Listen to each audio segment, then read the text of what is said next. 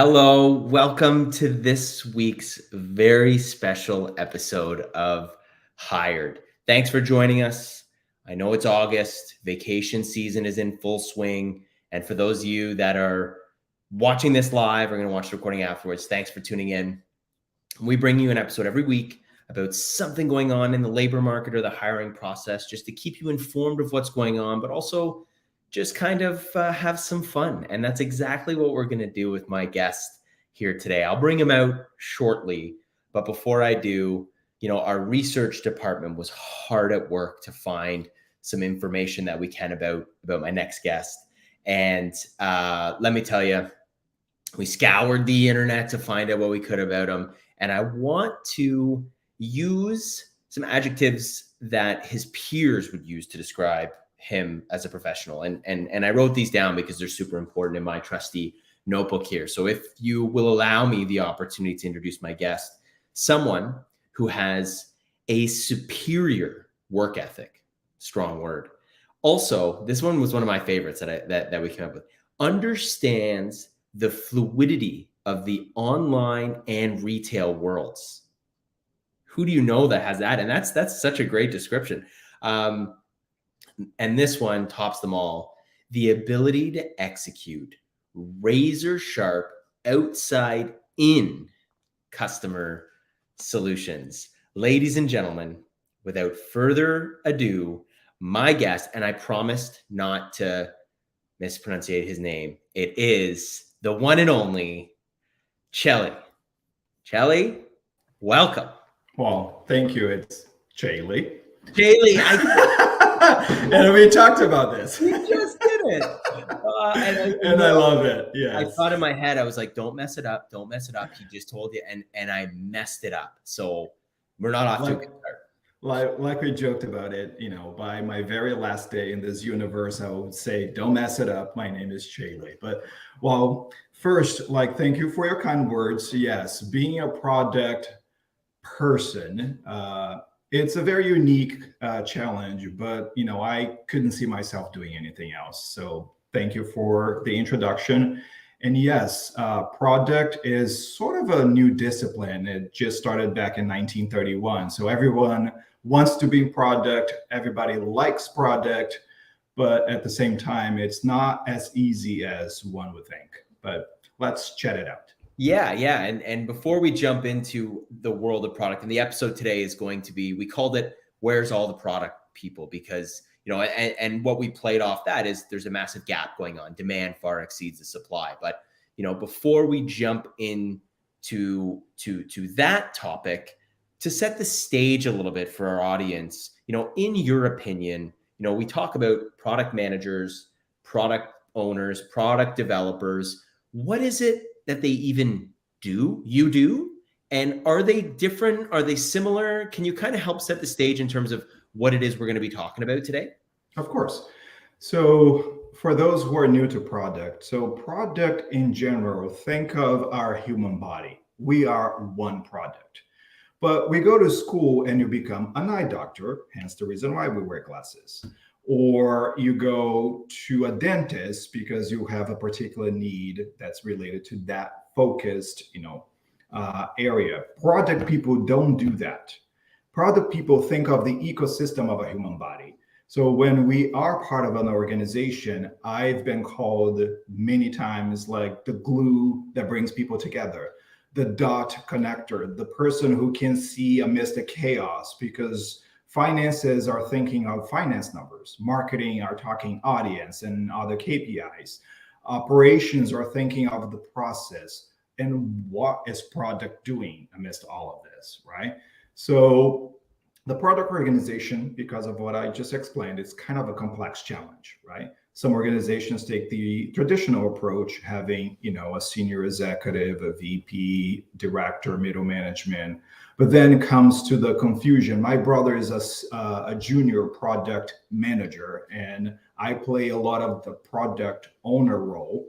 And there's a very distinct reason, because a product owner, as the name says, owns the product. Supposedly, I am the owner and the decision maker behind everything related to a product. Again, think of the human being, right? But then there will be a product manager managing a bunch of pieces of these different products that come together as an ecosystem, or as we may call the product portfolio, right? Again, to answer your question, product does beginning, middle, and before and after we go ideation. We do step by step of implementation. We talk and gather feedback from every single stakeholder within the organization so the unity works. It's not like this arm doesn't talk to this one, right? This year doesn't hear what this one does. Like if you do, like we think of everything. So that's what we do. Old fashioned way, jack of all trades. Have you heard of that one? So that's product. I like the way you ended with jack of all trades instead of started there, and that was a great description even for me to understand. And as you were talking through, I kind of was able to visualize that. Just out of curiosity, how did you get into product, and why did you get into product? So I am product of the environment.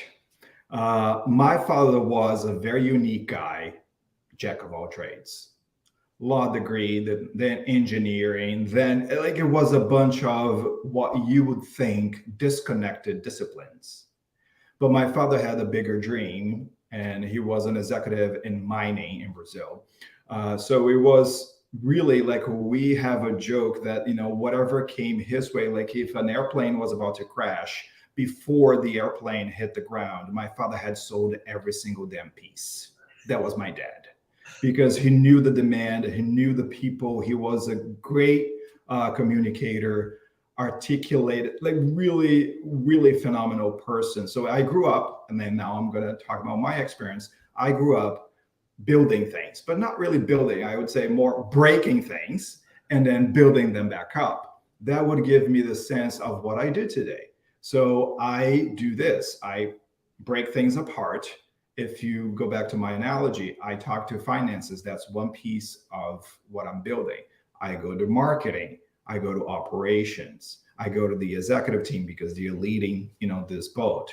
I am talking to everyone. So when we decide to build a particular product, it has everybody's input into it, therefore making the product more in tune with the demands of the consumer, right? So that's a little bit of what a product manager or product owner or the product organization will come together and what we do.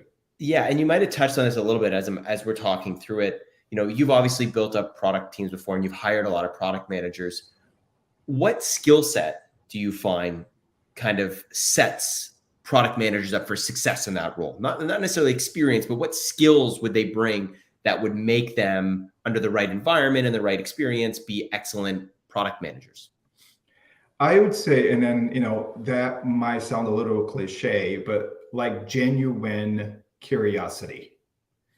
Like back to my example, how does this thing work? And please do not, IKEA and I only work well because it's intuitive.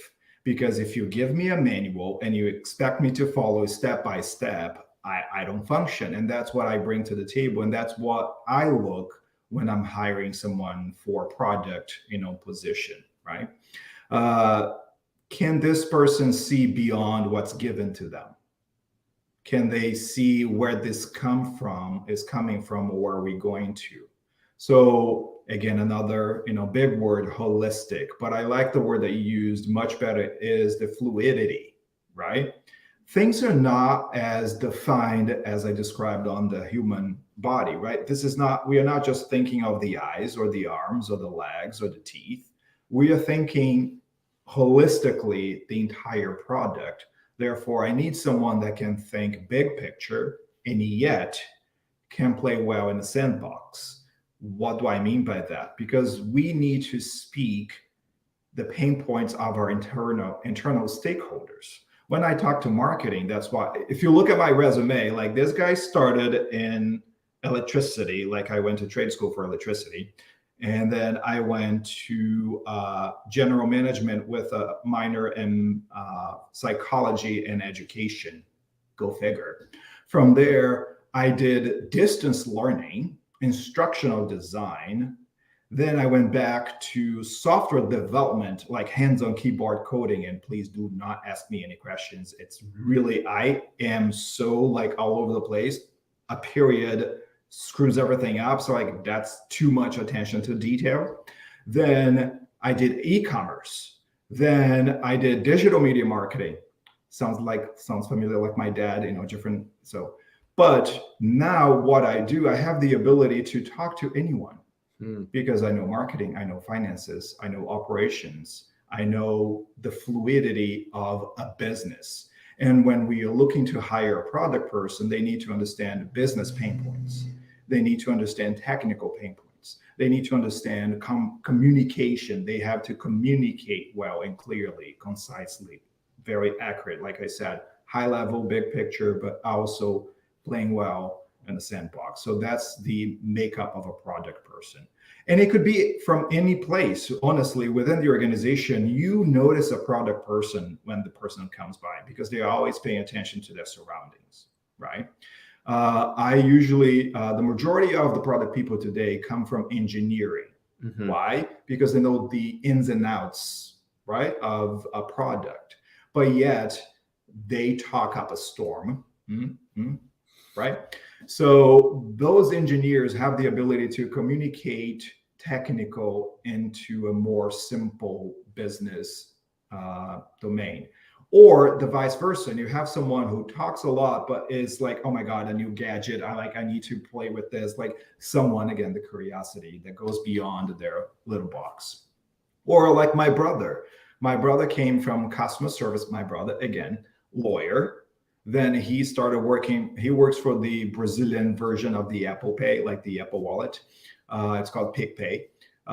He started as a lawyer in the customer service department and started growing, and he knew a lot about the ecosystem because brother, right? So I started guiding him through the process, and he learned everything about the product and went to a school, which is now I'll get to the education. He went to a school that was helping create product people because of the high demand in the market. So I guided him through internal knowledge that you have to have of your organization, your product, your clients, but also the framework of a software project because I'm more on the digital transformation side. How you implement those. He went to a school for that. And then I slowly started building him. And that's what we also look on a product person. They need to come from within. If they come from outside of the organization, you just look for the curiosity and then does this person, like what they are proposing to do? And then you just put the pieces together. I like to onboard my team and give them like an overview of the organization, overview of the product portfolio, talk to different people so they can build that big picture. So when we actually execute something, they can say, hey, retail folks, this is going to affect you here. Oh, hey, finances, the new KPIs are here. Oh, marketing, we did a new tagging for the ecosystem, so your attribution might change. So they have the communication skill behind all this push and pull, more or less. And in terms of, and you touched on a little bit with, your brother kind of going to get some training because of the demand. Why has demand skyrocketed for talent in product, in your opinion? I would say organizations, as small, medium, and large, started to realize that, working in silos do not equal best products, right? But also the customer doesn't care if you work in finances or customer service or product or marketing. They want someone that can speak of your business, that can speak of the fluidity of the changes that your product are implying or applying into the market. So they needed someone that could speak to anyone about anything and yet was extremely focused. You don't have that in the formal traditional education system, right? You do first grade, second grade, third grade, fourth grade, and so on. And you go to med school to become a doctor. What's the school that you go for product?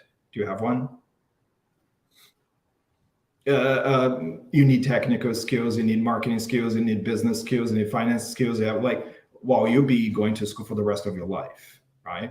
So that's the reason why. So they need someone, the market needs someone that can speak of the fluidity holistically, and yet the school system or the educational system is against to industrial thinking, first this, second this, third this. And that's one of the challenges within the own framework of product you see as we discussed this.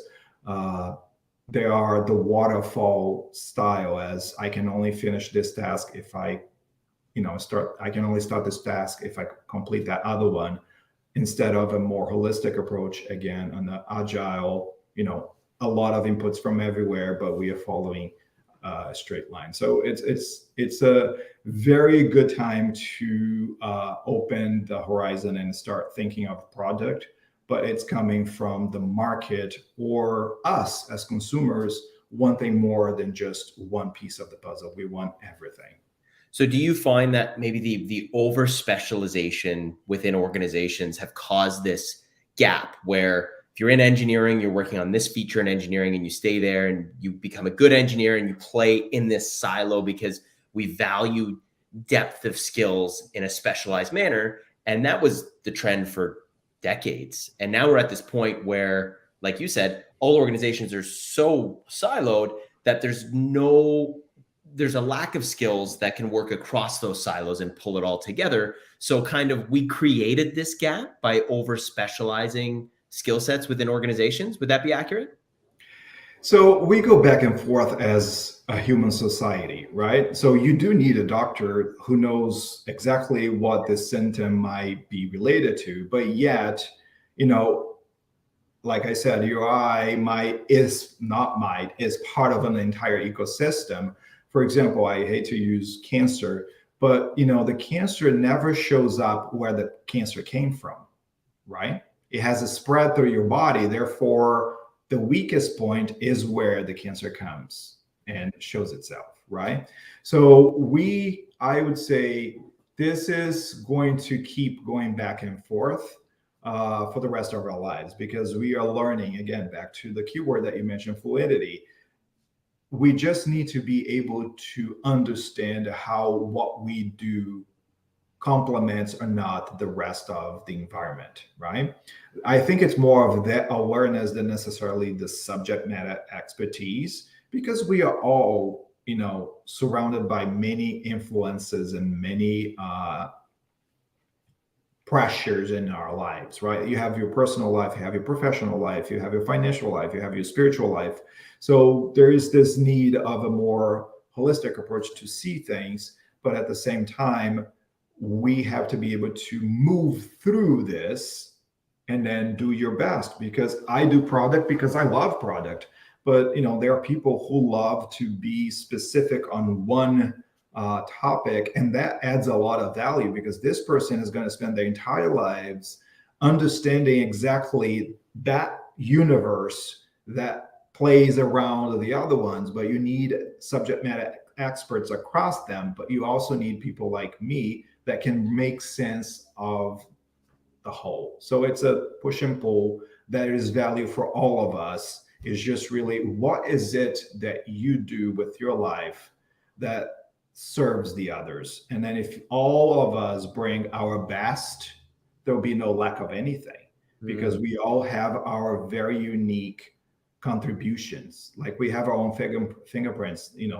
There's no twin Chaley, thank God, out there. Although I've been, creating mini me's, my brother and then the other product people that I've been training over the years, but we are all bring very unique skills, but yet we are able to see the entire universe around us.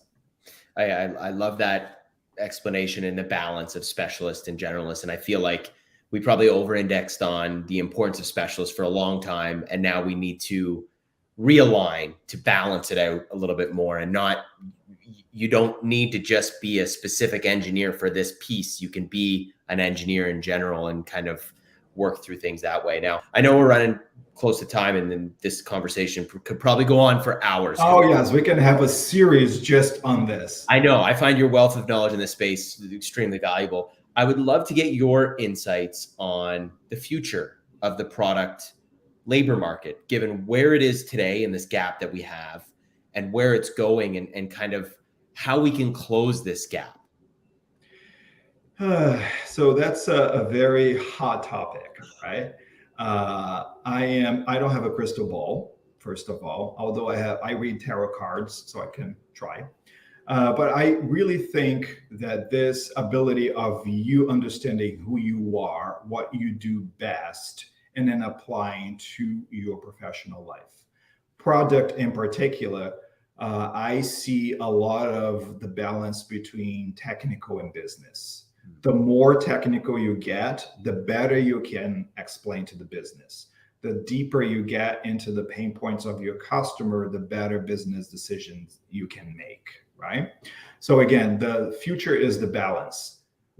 I love gadgets, as I've said before. I love pushing the envelope when it comes to experiences. Like if you go to my LinkedIn, is humanizing digital transformation, digital experiences, because we will never lose the human touch. Technology is amazing.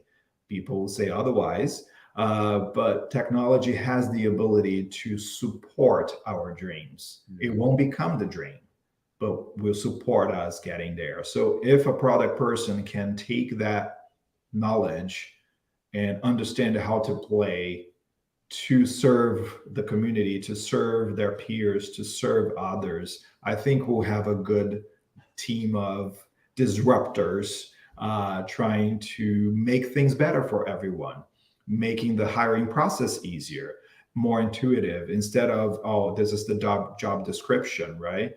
Oh, like how can you translate a piece of paper into all this that we are talking? It's very complicated. And I know we've been banging this particular key for a while now, like making it more personalized. Like, let's understand who the person behind the paper is, right? You can have ATS system to filter based on the story that you told on that piece of paper, right? But the story is fluid.